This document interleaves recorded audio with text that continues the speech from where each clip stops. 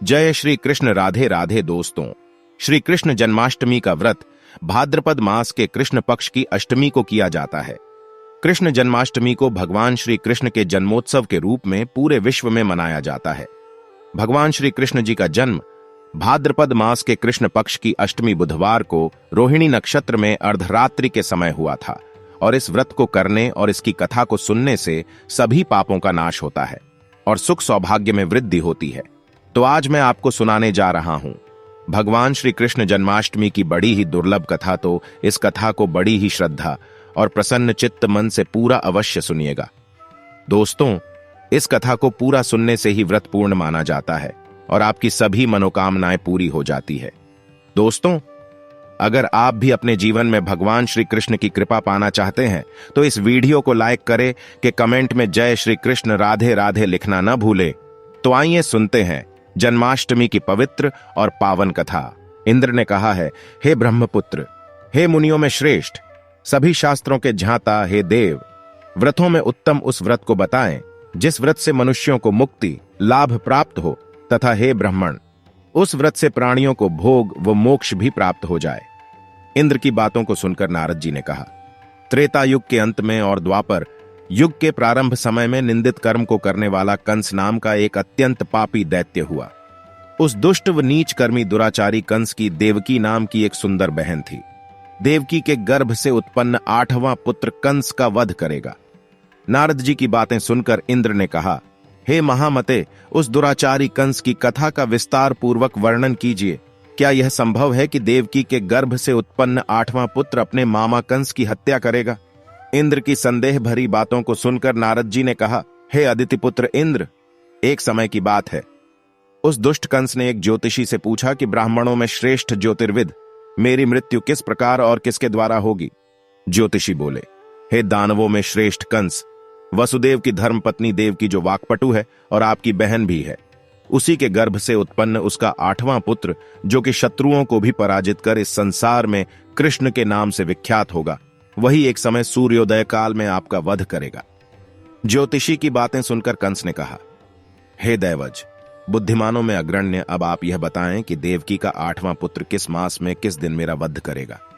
ज्योतिषी बोले, हे महाराज, माघ मास की शुक्ल पक्ष की तिथि को 16 कलाओं से पूर्ण श्री कृष्ण से आपका युद्ध होगा।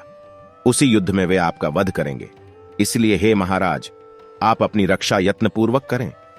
इतना बताने के पश्चात नारद जी ने इंद्र से कहा, ज्योतिषी द्वारा बताए गए समय पर ही कंस की मृत्यु कृष्ण के हाथ निसंदेह होगी।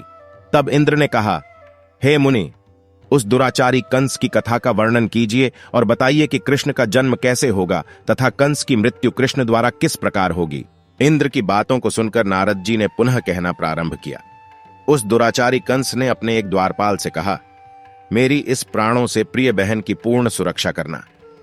द्वारपाल ने कहा, ऐसा ही होगा। कंस के जाने के पश्चात उसकी छोटी बहन दुखित होते हुए जल लेने के बहाने घड़ा लेकर तालाब पर गई। उस तालाब के किनारे एक घनघोर वृक्ष के नीचे बैठकर देवकी रोने लगी।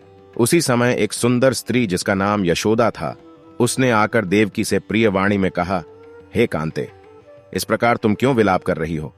अपने रोने का कारण मुझसे बताओ। तब दुखित देवकी ने यशोदा से कहा, हे बहन, नीच कर्मों में आसक्त दुराचारी मेरा ज्येष्ठ भ्राता कंस है। उस दुष्ट भ्राता ने मेरे कई पुत्रों का वध कर दिया। इस समय मेरे गर्भ में 8वां पुत्र है, वह इसका भी वध कर ढालेगा।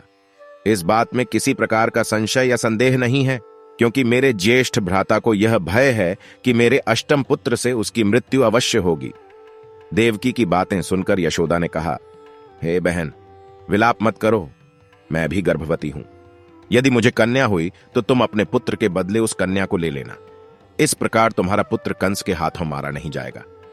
तदनंतर कंस ने अपने द्वारपाल से पूछा, देवकी कहां है? इस समय वह दिखाई नहीं दे रही है। तब द्वारपाल ने कंस से नम्रवाणी में कहा, हे महाराज, आपकी बहन जल लेने तालाब पर गई हुई है। यह सुनते ही कंस क्रोधित हो उठा और उसने द्वारपाल को उसी स्थान पर जाने को कहा जहां वह गई हुई है।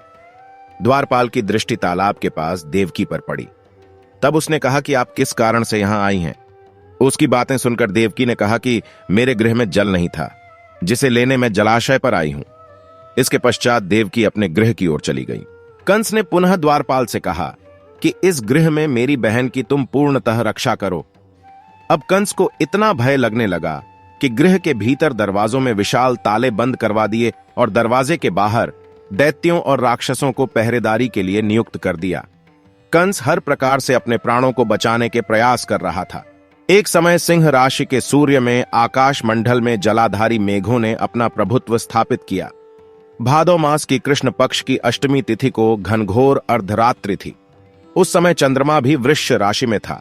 रोहिणी नक्षत्र बुधवार के दिन सौभाग्य योग से संयुक्त चंद्रमा के आधी रात में उदय होने पर आधी रात के उत्तर एक घड़ी जब हो जाए तो श्रुति स्मृति पुराणोक्त फल निःसंदेह प्राप्त होता है। इस प्रकार बताते हुए नारद जी ने इंद्र से कहा, ऐसे विजय नामक शुभ मुहूर्त में श्री कृष्ण का जन्म हुआ और श्री कृष्ण के प्रभाव से ही उसी क्षण बंदी गृह के दरवाजे स्वयं खुल गए। द्वार पर पहरा देने वाले पहरेदार राक्षस सभी मूर्छित हो गए। देवकी ने उसी क्षण अपने पति वसुदेव से कहा, हे स्वामी, आप निद्रा का त्याग करें और मेरे इस अष्टम पुत्र को गोकुल में ले जाएं। वहां इस पुत्र को नंद गोप की धर्मपत्नी यशोदा को दे दें। उस समय यमुना जी पूर्ण रूप से बाढ़ग्रस्त थीं, किंतु जब वसुदेव जी बालक कृष्ण को सूप में लेकर यमुना जी को पार करने के लिए उतरे, उसी क्षण बालक के चरणों का स्पर्श होते ही यमुना जी अपने पूर्व स्थिर रूप में आ गईं। किसी प्रकार वसुदेव जी गोकुल पहुंचे और नंद के गृह में प्रवेश कर उन्होंने अपना पुत्र तत्काल उन्हें दे दिया और उसके बदले में उनकी कन्या ले ली। वे तत्क्षण वहां से वापस आकर कंस के बंदी गृह में पहुंच गए। प्रातःकाल जब सभी राक्षस पहरेदार निद्रा से जागे तो कंस ने द्वारपाल से पूछा कि अब देवकी के गर्भ से क्या हुआ, इस बात का पता लगाकर मुझे बताओ। द्वारपालों ने महाराज की आज्ञा को मानते हुए कारागार में जाकर देखा तो वहां देवकी की गोद में एक कन्या थी, जिसे देखकर द्वारपालों ने कंस को सूचित किया, किंतु कंस को तो उस कन्या से भय होने लगा। अतः वह स्वयं कारागार में गया और उसने देवकी की गोद से कन्या को झपट लिया और उसे एक पत्थर की चट्टान पर पटक दिया। किंतु वह कन्या विष्णु की माया से आकाश की ओर चली गई और अंतरिक्ष में जाकर विद्युत के रूप में परिणित हो गई। उसने कंस से कहा कि हे दुष्ट, तुझे मारने वाला गोकुल में नंद के गृह में उत्पन्न हो चुका है और उसी से तेरी मृत्यु सुनिश्चित है। मेरा नाम तो वैष्णवी है, मैं संसार के कर्ता भगवान विष्णु की माया से उत्पन्न हुई हूं। इतना कहकर वह स्वर्ग की ओर चली गई। उस आकाशवाणी को सुनकर कंस क्रोधित हो उठा। उसने नंद जी के गृह में पूतना राक्षसी को कृष्ण का वध करने के लिए भेजा, किंतु जब वह राक्षसी कृष्ण को स्तनपान कराने लगी तो कृष्ण ने उसके स्तन से उसके प्राणों को खींच लिया और वह राक्षसी कृष्ण कृष्ण कहते हुए मृत्यु को प्राप्त हुई।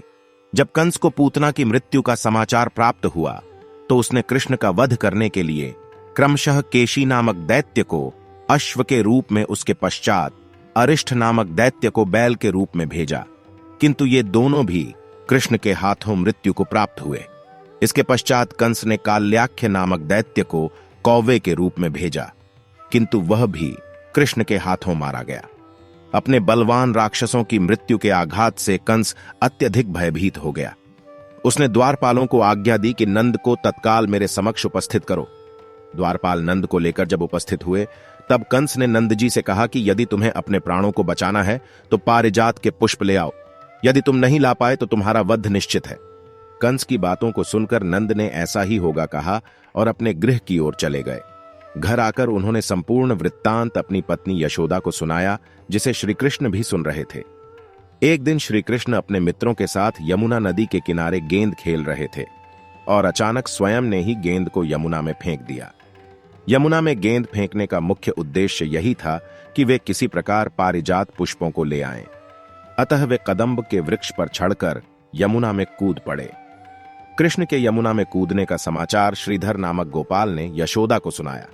यह सुनकर यशोदा भागती हुई यमुना नदी के किनारे आ पहुंची और उसने यमुना नदी की प्रार्थना करते हुए कहा, हे यमुना, यदि मैं बालक को देखूंगी तो भाद्रपद मास की रोहिणी युक्त अष्टमी का व्रत अवश्य करूंगी, क्योंकि दया, दान, सज्जन प्राणी, ब्राह्मण कुल में जन्म, रोहिणी युक्त अष्टमी, गंगा जल, एकादशी, गया श्राद्ध और रोहिणी व्रत ये सभी दुर्लभ हैं।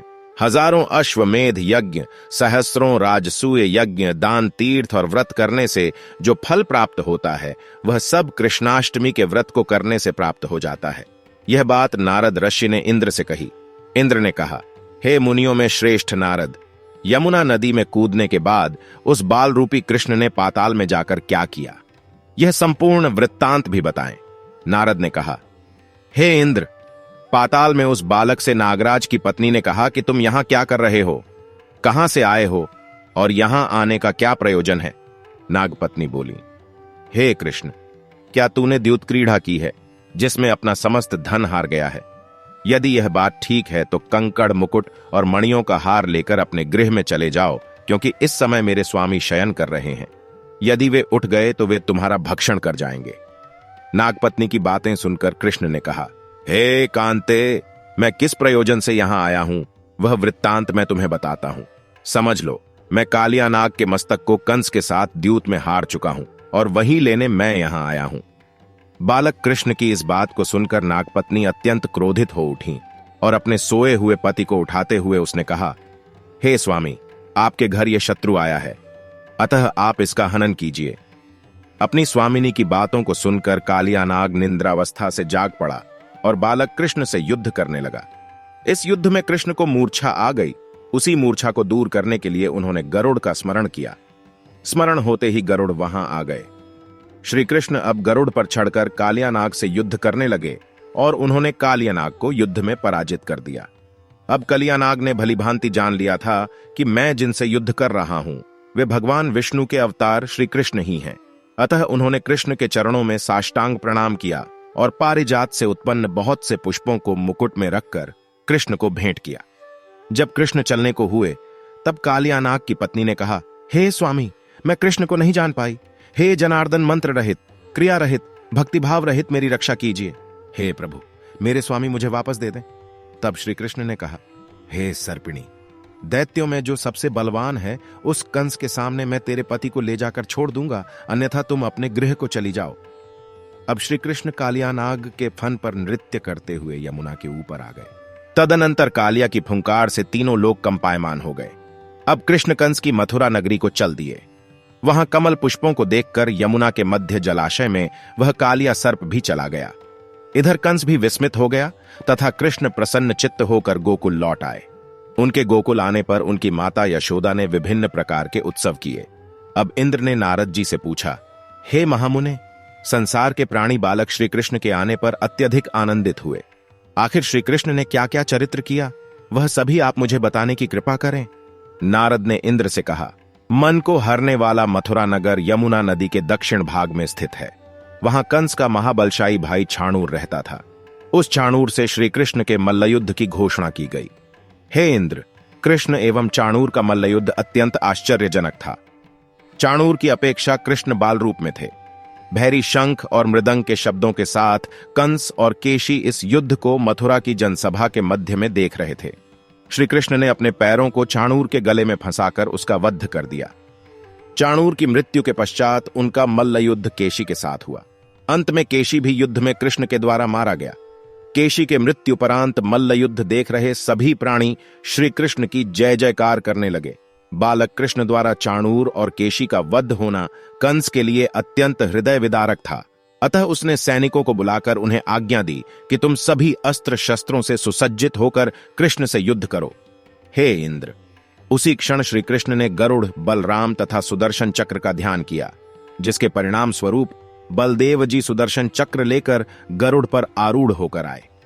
उन्हें आता देख बालक कृष्ण ने सुदर्शन चक्र को उनसे लेकर स्वयं गरुड़ की पीठ पर बैठकर न जाने कितने ही राक्षसों और दैत्यों का वध कर दिया, कितनों के शरीर अंगभंग कर दिए।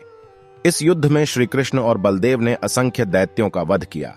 बलराम जी ने अपने आयुध शस्त्र हल से और कृष्ण ने सुदर्शन चक्र से माघ मास की शुक्ल पक्ष की सप्तमी को विशाल दैत्यों के समूह का सर्वनाश किया।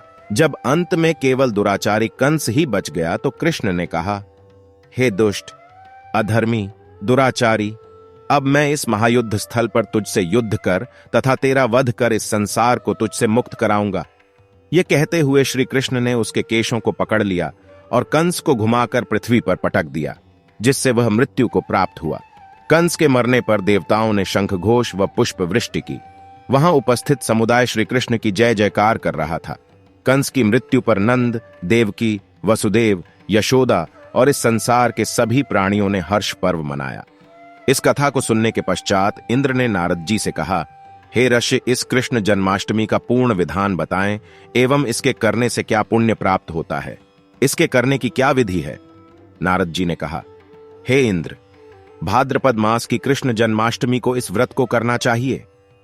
उस दिन ब्रह्मचर्य आदि नियमों का पालन करते हुए श्री कृष्ण का स्थापन करना चाहिए। सर्वप्रथम श्री कृष्ण की मूर्ति स्वर्ण कलश के ऊपर स्थापित कर चंदन, धूप, पुष्प, कमल पुष्प आदि से श्री कृष्ण प्रतिमा को वस्त्र से वेष्टित कर विधिपूर्वक अर्चन करें। गुरुचि, छोटी पीतल और सौंठ को श्री कृष्ण के आगे अलग अलग रखें। इसके पश्चात भगवान विष्णु के 10 रूपों को देवकी सहित स्थापित करें। हरि के सान्निध्य में भगवान विष्णु के 10 अवतारों गोपिका, यशोदा, वसुदेव, नंद, बलदेव, देवकी, गायों, वत्स, कालिया, यमुना नदी, गोपगण और गोप पुत्रों का पूजन करें। इसके पश्चात 8वें वर्ष की समाप्ति पर इस महत्वपूर्ण व्रत का उद्यापन कर्म भी करें। यथाशक्ति विधान द्वारा श्री कृष्ण की स्वर्ण प्रतिमा बनाएं। इसके पश्चात मत्स्य कूर्म इस मंत्र द्वारा अर्चनादि करें। आचार्य ब्रह्मा तथा 8 ऋत्विजों का वैदिक रीति से वर्ण करें। प्रतिदिन ब्राह्मण को दक्षिणा और भोजन देकर प्रसन्न करें। उपवास की पूर्व रात्रि को हल्का भोजन करें और ब्रह्मचर्य का पालन करें। उपवास के दिन प्रातःकाल स्नानादि नित्य कर्मों से निवृत्त हो जाए। पश्चात सूर्य, सोम, यम, काल, संधि, भूत, पवन, दिक्पति, भूमि, आकाश, खेचर, अमर और ब्रह्मादि को नमस्कार कर पूर्व या उत्तर मुख बैठें। इसके बाद जल, फल, कुश और गंध लेकर संकल्प करें। जो व्यक्ति जन्माष्टमी के व्रत को करता है वह ऐश्वर्य और मुक्ति को प्राप्त करता है। आयु, कीर्ति, यश, लाभ, पुत्र व पौत्र को प्राप्त कर इसी जन्म में सभी प्रकार के सुखों को भोग कर अंत में मोक्ष को प्राप्त करता है।